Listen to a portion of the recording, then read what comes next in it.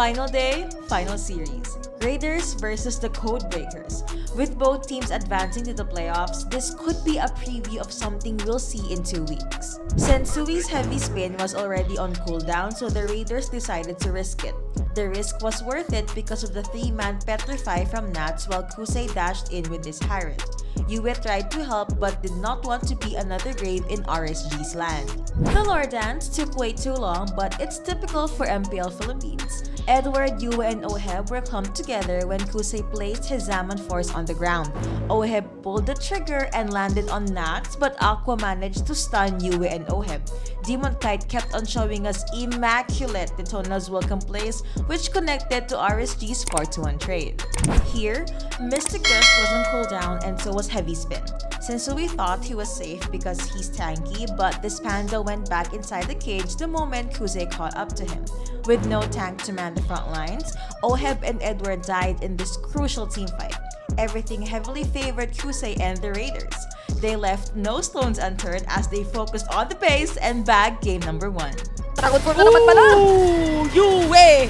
Dito sana na dedepensan ay mabibigyan na rin. May immortality si Haji at unti-unti nang kinukuha ng RSG ang game number 1!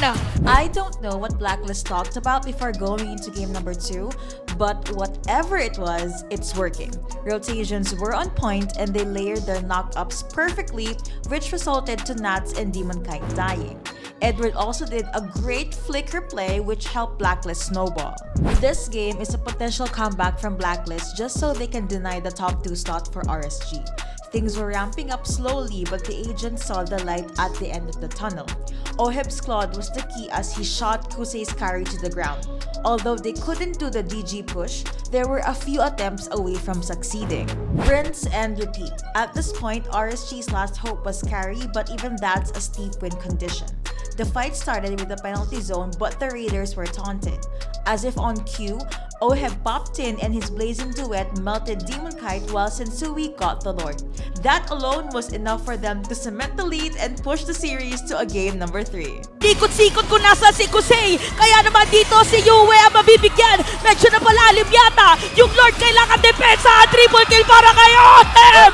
At dito sa ating araw na to, tuloy-tuloy pa rin. Blacklist charged at RSG's base. Oheb was still energized as their team ran closer and cleared their opponent's base, closing the day with a 2-1 comeback win. Nalalagkin na doon yung dapat ganito kasi Blacklist International mission accomplished!